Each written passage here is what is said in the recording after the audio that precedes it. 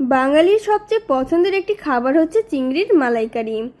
আজকে আমি খুব সহজভাবে ঘরে থাকা উপকরণ দিয়ে চিংড়ির মালাইকারি করে দেখাবো। আশা করি রেসিপিটি আপনাদের ভালো লাগবে।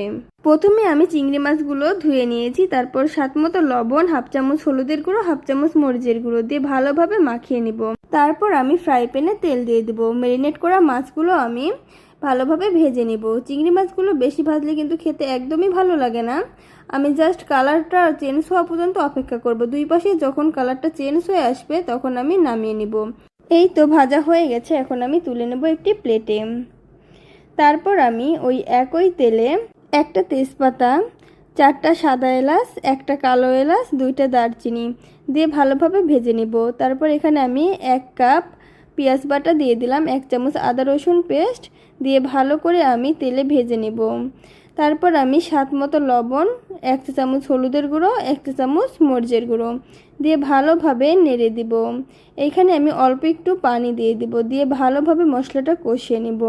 মশলাটা যত ভালোভাবে কষাবেন খেতে কিন্তু বেশি মজার হবে। তারপর আমি চিংড়ি মাছগুলো দিয়ে দিব, দিয়ে ভালোভাবে নেড়ে চেড়ে এইখানে আমি গরুর দুধ দিয়ে দিব। আমার বাসায় নারকেলের দুধ ছিল না, এজন্য আমি গরুর দুধ দিয়ে রান্না করেছি। আপনারা চাইলে গরুর দুধ দিয়েও রান্না করতে পারেন, আবার নারকেলের দুধ দিয়েও রান্না করতে পারেন। তারপর আমি এভাবে আরও 10 মিনিট রান্না করে নিলাম। এখানে আমি হাফ চামচ চিনি দিয়ে দিলাম। তারপর আমি 2 চামচ ঘি দিয়ে দিলাম, দিয়ে ভালোভাবে মিশিয়ে নিব। এইভাবে রান্না করলে খেতে কিন্তু অনেক মজা হয়। এই যে আমার রান্নাটি হয়ে গেছে, এখন আমি নামিয়ে নিচ্ছি একটি প্লেটে। আজকে এ পর্যন্তই। সবাই ভালো থাকবেন। আল্লাহ হাফেজ।